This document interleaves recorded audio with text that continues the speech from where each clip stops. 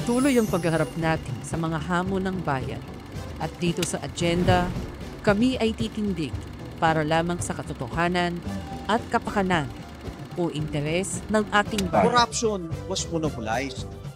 It was monopolized by the Marcos crony capitalists. At higit sa lahat, tinatayuan namin ang katotohanan na mula sa utos ng Diyos. We are always against any violent ways of quotation mark doing things in governance and in all other things. We always uphold the sacredness of life. Sinusuri po natin ang programa at katapatan sa bayan ng mga opisyal. You were elected by the people. You were the choice of the people in whatever position you have right now, and you're supposed to represent them and what is good for the country. At gayon din ang pamamaraan at tapat, matapang na paglilingkod ng mga lider ng iba't ibang sektor ng lipunan. Yan ang komisyon. Hindi naman po yan bago. Hindi rin po yan yung mga insidente na ngayon lamang sumusulpot. Wala pong lugar dito ang fake news o disinformation na tunay na banta sa katotohanan ng ating karanasan bilang mga Pilipino. We must all continue to stay strong, healthy, safe, and truly free.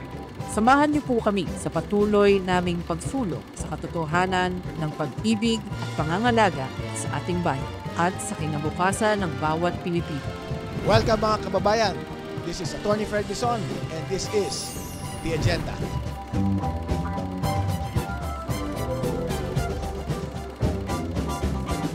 Sa bawat lipunan, ang tiwala ng publiko ang sandigan ng kaayusan at pag-unlad. Ngunit ano ang mangyayari kapag ang tiwalang ito ay unti-unting gumuho?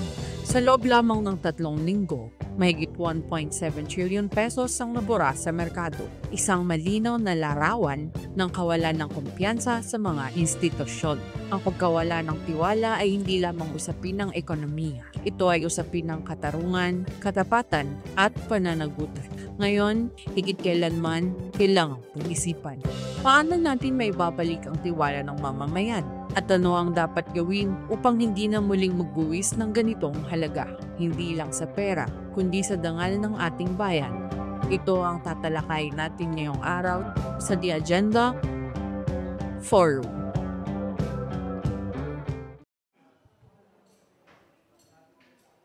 Magandang umaga po sa inyong lahat. Nagkaroon po tayo ng 1 trillion peso march. Tila yata magkakaroon tayo ng part 2.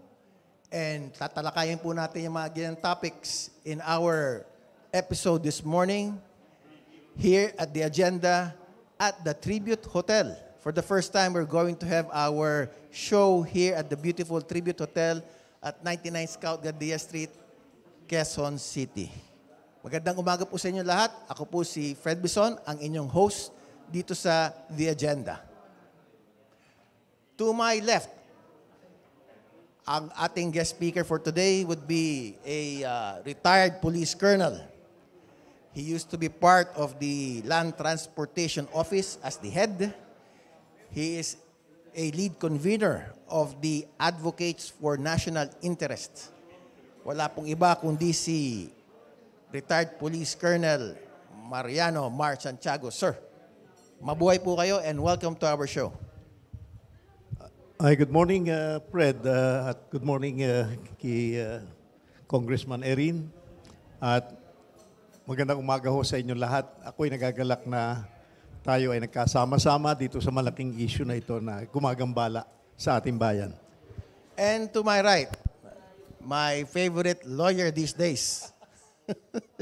He is the former Deputy Speaker of the House of Representatives, a convener of Artikulo 11, and a leader and face of the Liberal Party, former Deputy Speaker, Attorney Lorenzo Erin Tañada, sir. Good Kamusta morning. po kayo? Good morning, Fred. Good morning, Colonel Mariano. And of course, to all our viewers in the Facebook dito sa The Agenda. Unahin ko na po muna. Seniority tayo, sir, ha? So, unahin ko muna kayo. Dito sa nangyayari po sa ating bansa, marami na pong kumikilos, maraming umiingay. being part of the retired men in uniform. Sa tingin nyo ba, sir, dumadami yung bilang ninyo? At sa tingin nyo ba, merong sasali na mga active members of the military?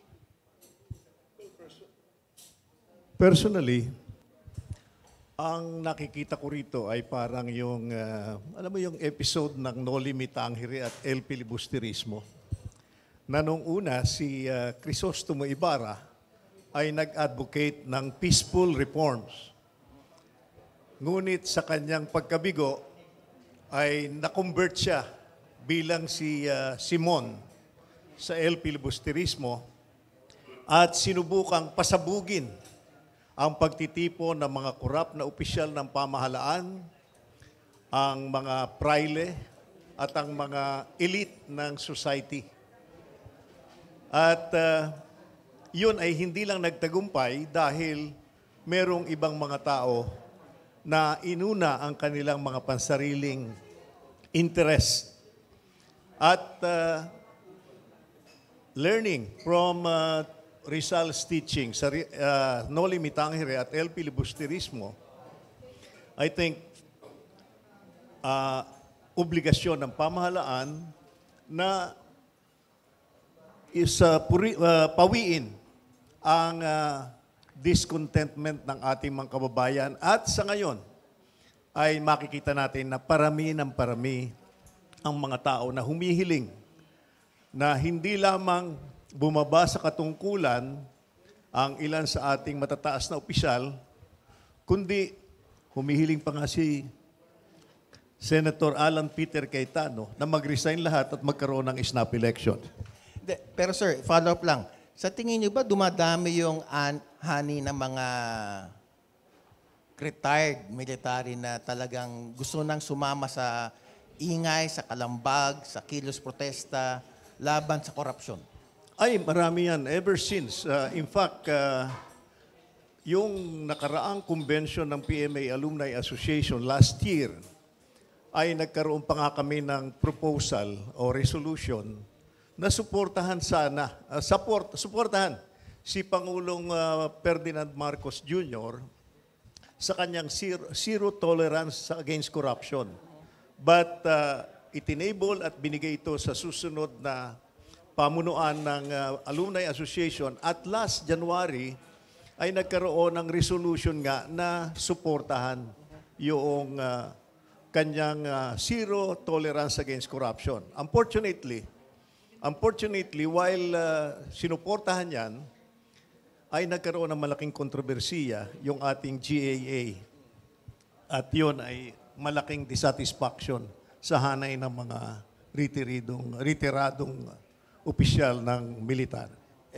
Base sa pulso ninyo, sir, kung dumadami yung mga retiradong members of the military na galit na rin at gustong makilahok sa mga ganitong mga protesta, mga rally, masasabi nyo ba yan ganyan sa mga active naman, sir?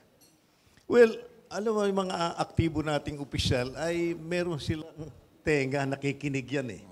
Pero parang yun ang isang cardinal rule ng mga nasa active service, na huwag kumibo at mag-observe. At naririnig naman natin yung iba, nagiging very vocal na.